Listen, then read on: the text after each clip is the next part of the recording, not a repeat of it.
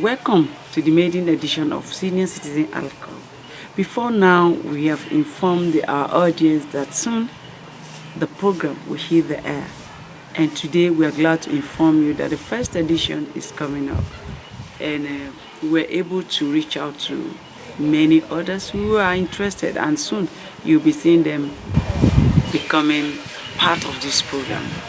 I am Ohi Of Okene, and I will be glad to introduce to you, after this break, the man of the day.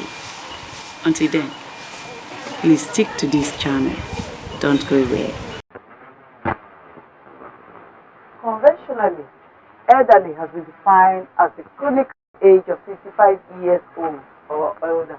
It was also a general belief that elders know more of the past and can easily guide the younger generation through the present and the future. We also know that history allows us to learn from the successes and failures of the past. By studying historical events, individuals, and societies, we can gain a deeper understanding of the consequences of various actions and decisions, helping us to make wiser choices in the present and the future. The study of history is essential to understanding how and why we got to where we are, either as an individual or as a society. That's why Malachi TV presents to you Senior Citizen Alcove, to be able to know why we are where we are now and understand why we need history to guide us into the future. Studying history is more than knowing the dates and day of significant happenings. Also, listening to those with knowledge will do us better.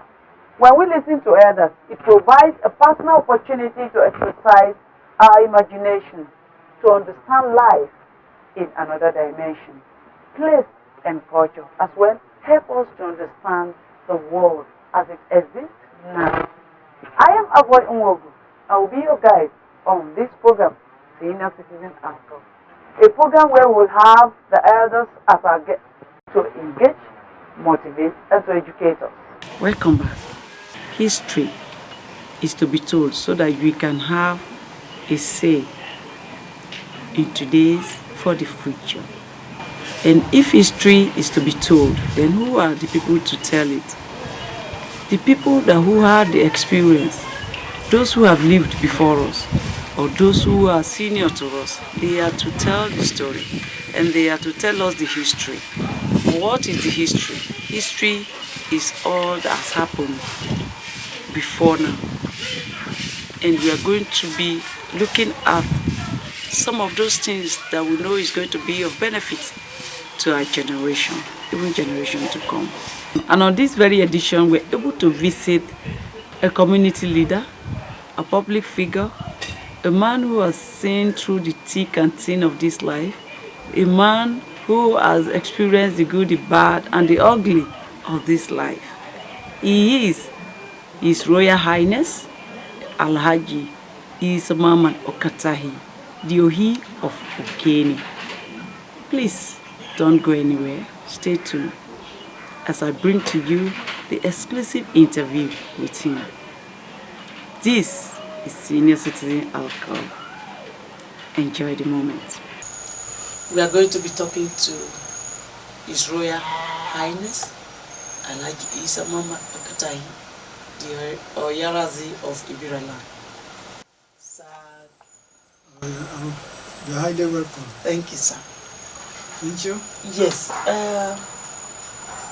you have lived and you have seen many things that ordinarily the books not enough to even jot them down, but you have them upstairs.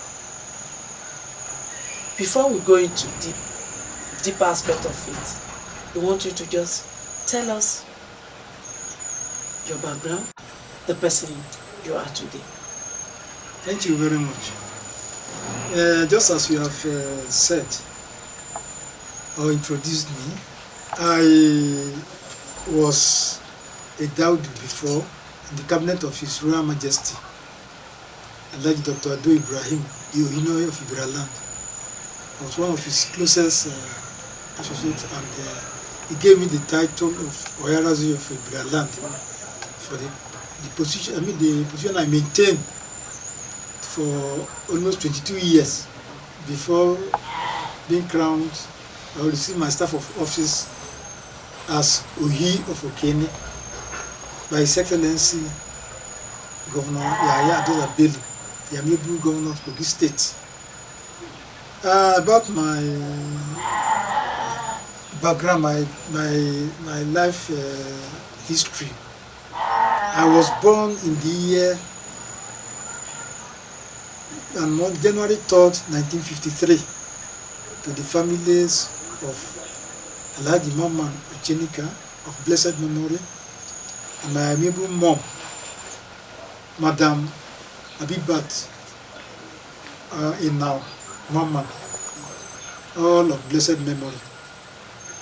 And I started my primary education close to the year of independence. I was in primary 1. I was attending Quranic school as kids. Then when we were right for school, by that time, before you can be admitted in primary school, you have to lift your hand to touch your ear. Yes. And once you touch it, then you are of school age. By the year 1960, it remains small before it touches it. And the then manager of blessed memory, Alhaji Hrh Ajana, school manager, said, my father, because we were living very close to, at home, he said I should have to wait till the next year, which was 1961. So January 1961 was when I started my primary education, and by that time it was 7 years, not when the educational system changed, that primary school has to be 6-3-3-4. But during my time, it's either, it's 7-5-2-3. So that you spend 7 years in primary education, 5 years in secondary school, 2 years in either higher institution or HSC, then 3 years in the university. But the system changed, that it becomes 6-3-3-4. Then when I started, I was admitted in the premier secondary school of the then government secondary school of Okene, now known as Abdulaziz Atta Memorial College of Okene.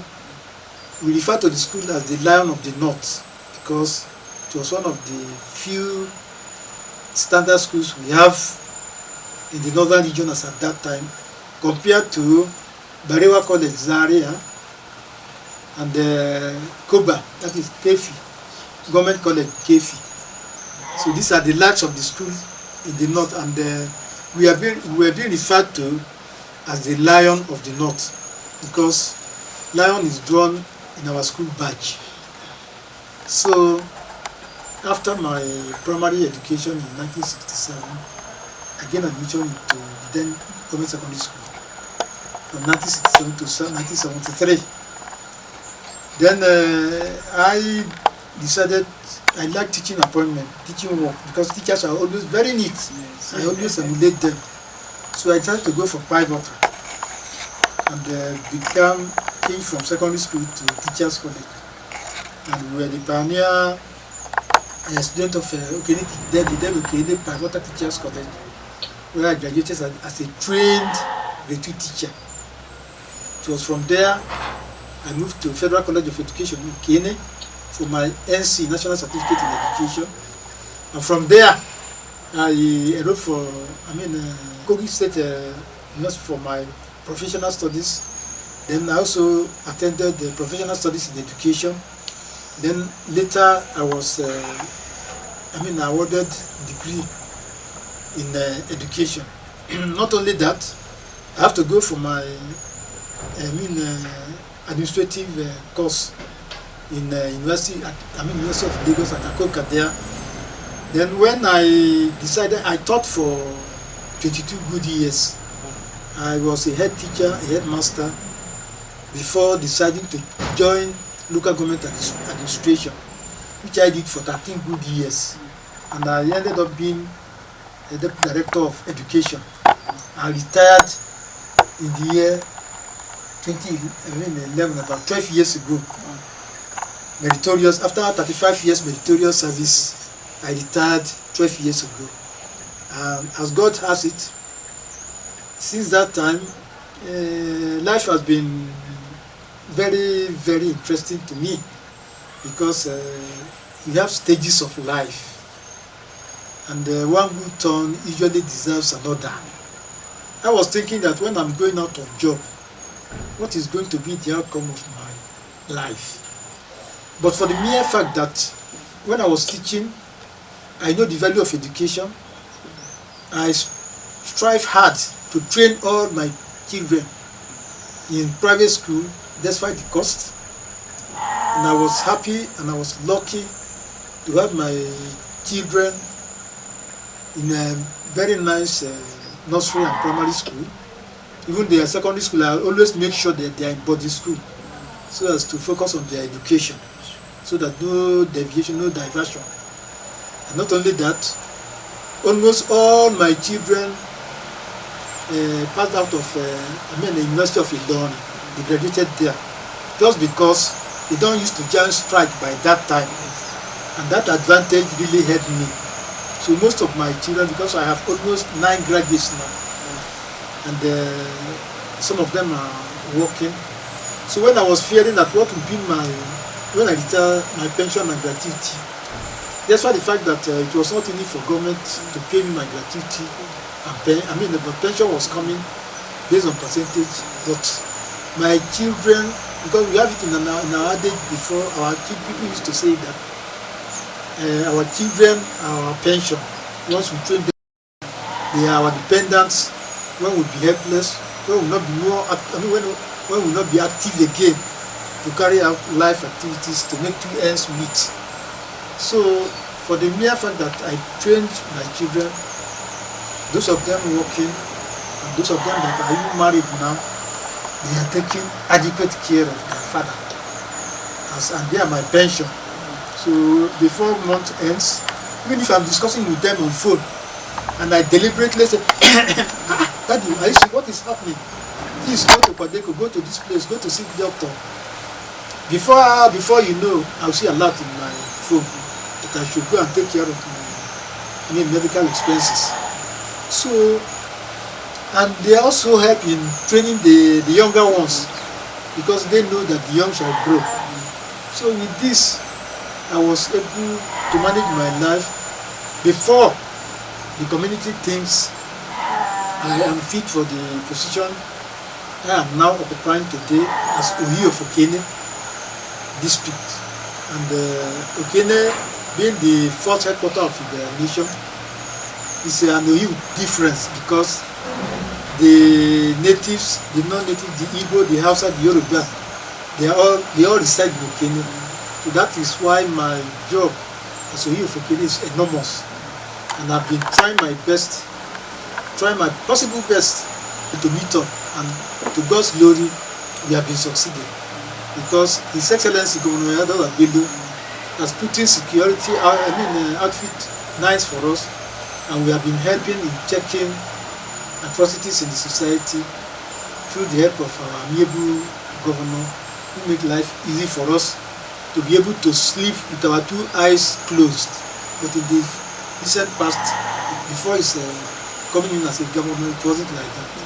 So, and before you can think of any other thing, there must be peace. And where there is peace, there is development, there is enjoyment, there is anything you can think of.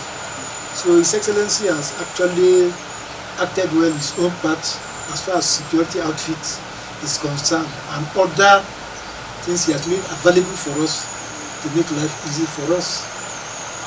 Before I go further, you know, there's an adage that behind every successful man, in the past they say behind every successful man is a woman, but these days not just a woman, behind every successful man is a good woman. Exactly. Because you can have a woman that is after your life, but we are now in a supersonic age, and before all this success has come to be, it was through the cooperation of my spouse, my wife. We still entered it. Yes, okay. Talk about so, her. yeah, just to show that Yes. before I could get these graduates, I have to make reference to their mother. Yes. That's what I have just done. That's great. Thank you. Yeah. In the course of growing up as a child, Yes. to your primary and secondary, your parents, they tried. Is there any challenging moment when you're growing up as a child? Going through schools? Yes, my challenges as at that time, especially when I was in primary school. During our primary school, we don't have nothing like back to school, all these sandals and nothing. It was full, full foot. Even if you put on something, the school authority will seize it. So we have to go barefooted to school. And the distance from my home to the school is about 1.5 kilometers. Because schools were very few and scattered as at that time. This was one of the challenges, but I still enjoyed it because school as at that time and the teachers we have there were teachers. They were really teaching us knowledge and how best we can obtain in our life by having school garden for us, where after all work without play, don't just dull boy, not play. So after some time you go to the school garden to have your then in my school, secondary school, I didn't have a problem because my senior brother that assists my father, because he's 8, in sponsoring paying my school fees when I was in secondary school, decided that I should go boarding school. That's why the fact that I live in Okene and Alhaji Isah Manman college is in Okene. He has something feeling that I may have to join a gang or friends that will distract me from minding my education. So I was in boarding school and in Obaro house in the then Alhaji Isah Manman college. So the love they have for me make me to be very serious with my education, because I don't want the money. By that time we were paying 45,000 per term. It was 45 pounds per time. That time it wasn't naira, but pounds per term. As those in boarding school, but the day schools they will pay 6 pounds per term. So with this, I enjoyed my secondary education because very few people can take their children to boarding school. So that pride is me. It's in me, and those of us who are natives and we are in boarding school. So I enjoyed this very well. Then when I started teaching, I decided that I am going to be a teacher, not cheaters that we now have, because though the problem we are now having in terms of education affects the home, the school, and the parents. So, and the education is not as keen as before now, because during our own time we were so serious. As a teacher, as early as 7:30 a.m. I'm already in the school, calling students coming there that they should be running, they shouldn't come late to school. Then when we resume class, we don't leave the school until 1:30 when the last bell for closing. But these days you see some teachers with lukewarm attitude, though no encouragement from government, no encouragement from parents. The three groups I've mentioned, they all have faults while our standard of education is trying to fall down. At that time, everybody was up and doing. And the tutors we have, the principal of the college, they were very good. They always want that by the time the result of WASC comes out, we always there at the best, one of the best schools in the northern Nigerians at that time. So because we were comparing ourselves with other schools in the north. I hope you have enjoyed this edition. I promise next week will be more interesting because we couldn't give you all the interview we had. I'm sure in the next edition you will hear the remaining part of the interview. Please Do take care of the old because we need them for the future. I am Avoy Umwogo. Thanks for sharing the moment with me. Until I come your way next week on this same station, Malakai TV, continue to be yourself and be positive in all that you do. Bye for now.